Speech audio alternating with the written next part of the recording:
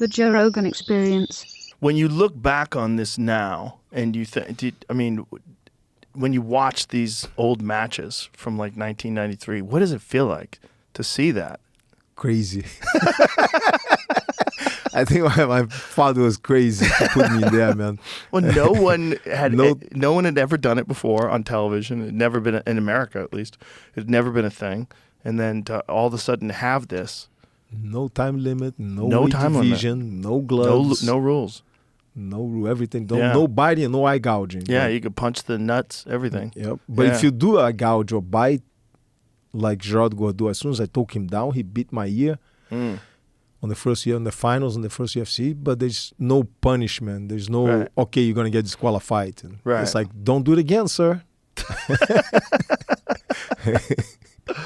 It's so crazy. But then from that moment, from UFC 1, Brazilian Jiu-Jitsu exploded across the country. Exploded. Gracie Academy double size after the first UFC. Wow. After the second UFC, we double again. Wow. Size. This is in Torrance? Torrance. Yeah.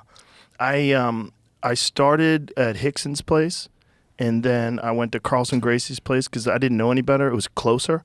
It was closer to me. It was on Hawthorne. That was when Vitor was making his debut in the UFC, back when they were calling him Victor Gracie. Yes. It was UFC 12.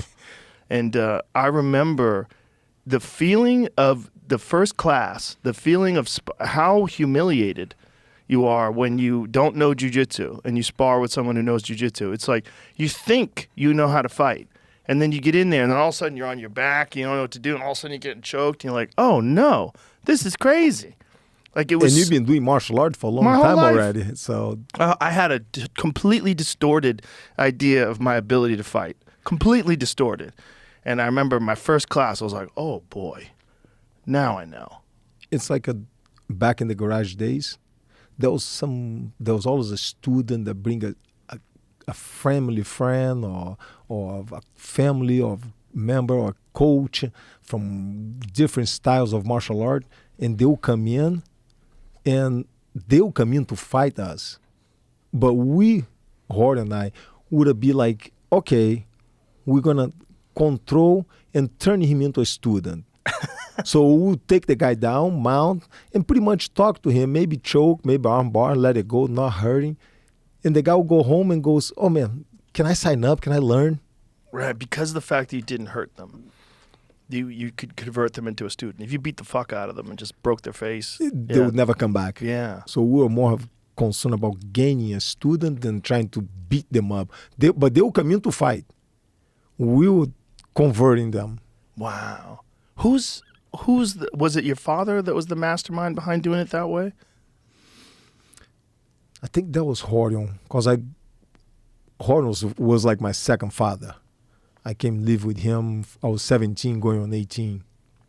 I came to America to live with Horion. So Horion was a lawyer, very smart, very calculated. And we were teaching back in the garage days, teaching every day, private classes, half an hour private classes. Place looked like a crack house. Half an hour there's a person coming in and leaving, come and go. The neighbor's like, what are they doing over there? It's amazing what started in that garage, if you really think about it. But it's also amazing, like his vision, that he had so much belief in jiu-jitsu that he knew that it wasn't like it had to be developed. It was already there. You just have to show people. They just need to know. And we try advertisements, and so he finally figured out we have to put on TV. And once the American people find out, the whole world will see it. So, and that's what happened. Put on TV. Second UFC, people coming from everywhere. There was applications coming from different part of the world. It's crazy. There's never been, other than maybe one thing that happened, like Bruce Lee movies.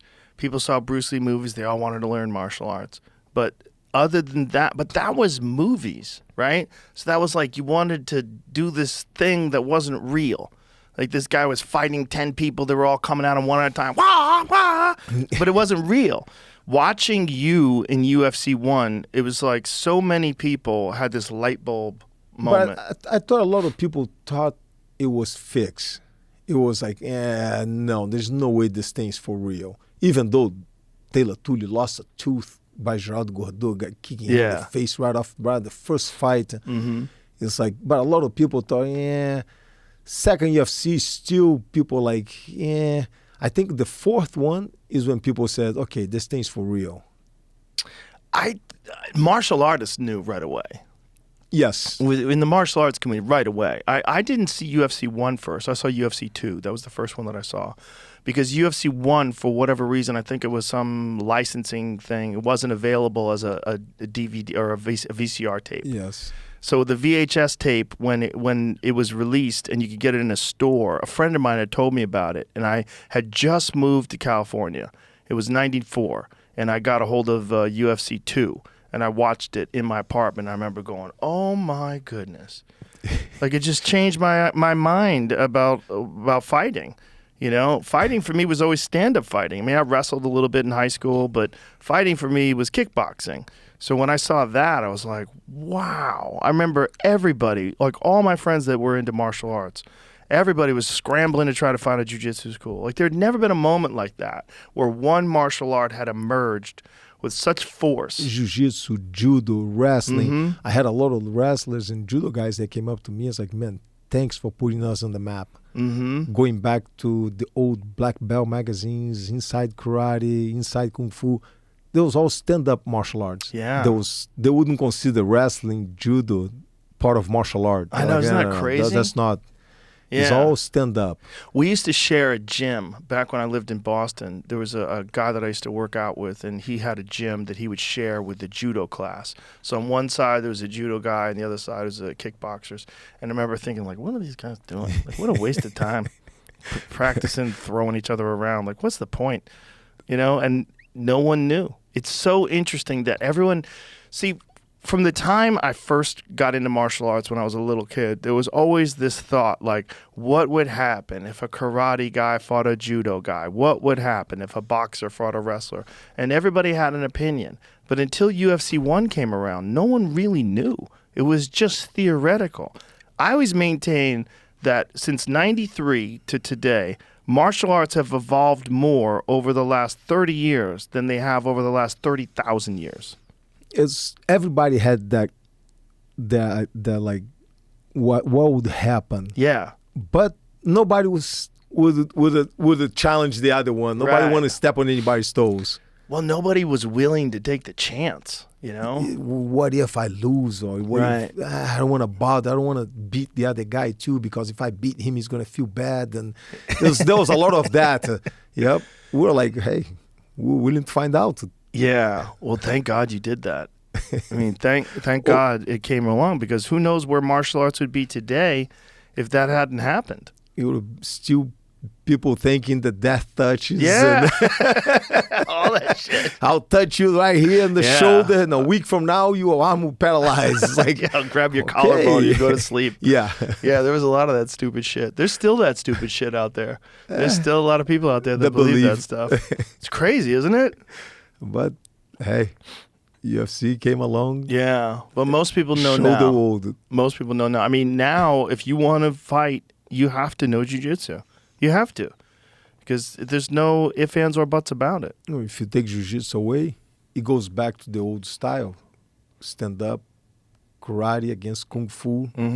Jiu-jitsu, the bond in between the striking arts and the grappling arts and all of them. I mean, there's still guys who only understand jiu-jitsu in a rudimentary sense, like they understand defense, but you have to at least understand defense. You have to at least know what someone's doing. You can't compete without understanding it, because you'll get caught. You gotta know. Yeah. Not just on the grappling part, but on the stand-up part. You have to know how to defend yourself. It's like, it's not just come up and start to hit the opponent. No. I gotta manage distance. I gotta know when I'm too close and he's gonna hit me. So I got to play defense all around. What is it like for you, having been there for UFC 1, to see what it is today? To see like UFC 300, which was just insane. this thing where millions of people are watching it around the world. It's this huge phenomenon. It's like the most exciting sport in the world now. And to know you were the original, you're number one. There's only going to be one original Ultimate Fighter. That's you. I don't look at that way. I look as a yeah, I was part of it. You were the part of it. If it wasn't you, like if you didn't exist, if they had the UFC 1 and there was no representative of jiu-jitsu, some big strong guy would have won. Maybe what if I lost? Right. What if you lost? Yeah. So I said the other day, I'm not part of the history. I am the history. Yeah. You are the history. Yeah. You were the original representative of jiu-jitsu. And So- the reason why the UFC became so exciting was not just because you get to see these wild fights inside of a cage, but you see a smaller guy with better technique beat the bigger, stronger men, which is what martial arts was always supposed to be. Jiu-jitsu, I always tell people, is the only martial art that delivers as advertised. Because if you're a kickboxer and you're a small guy and another guy's a kickboxer, but he's like 250 pounds, like You don't stand a chance. Fucked. You're fucked. A He's going to hit boxer, you. Yeah. Lightweight boxer against a heavyweight doesn't stand a chance. Doesn't stand a chance. But jiu-jitsu, if you're really good and that guy doesn't know what he's doing, you're going to fucking kill him. He doesn't have a chance. Or even if he knows what he's doing, it's Yeah. like the He's lightweight. Yeah. The lightweight have a chance Oh, yeah. to survive and play defense Mm-hmm. and end up choking or armbar the bigger Right. opponent. Which is why absolutes in jiu-jitsu Yep. matches are so interesting. When you watch a small guy beat a big guy. Win the heavyweight Yeah. championship. It's like crazy. it's a lightweight. Yeah. No, it's the only martial art that really delivers as advertised, where technique triumphs over everything. And that's what my father and Uncle Carlos and their brothers always tried to show people that you don't have to be the biggest, the strongest, the fastest. You just got to know what you're doing. Yeah. My father used to say, give me the right leverage and I'll lift the world with one hand. Just got to have the right setup. Boop. Well, that was also the brilliant thing about jiu-jitsu and your father. So your father was a smaller guy. He weighed like 147 pounds or About something, right? 445, yes. Crazy. And challenge everybody. Wrestlers that came from, boxers who go to vacation in Brazil. He would be at the airport waiting for the guy. It's like the old Joe Louis went Really? to Brazil. And and went to Brazil and my father challenged him. Wow. Horion had a letter that was given to my father saying Joe Louis would box against anybody. Boxing against boxing. Not in an MMA match. My father was like 145 pounds. Joe Louis was 220, 200 pounds, the heavyweight champion at the time. Wow. The old man was crazy. Imagine if he took that on, if he was willing to do that. That would have been exciting. But back then, there was no the internet. Yeah. So a lot of people probably wouldn't find out. Right. It would be very smart and didn't happen. Yeah, no one would There was understand. no it, yeah. tapes and Right. Yeah, you'd have to set that up. Bring a camera crew and the whole deal. Yeah. What was it about your father that had this mentality, that had this desire to challenge himself and prove jiu-jitsu's effectiveness? I think he was being smaller, being pick on it, and once he learned, he had that power.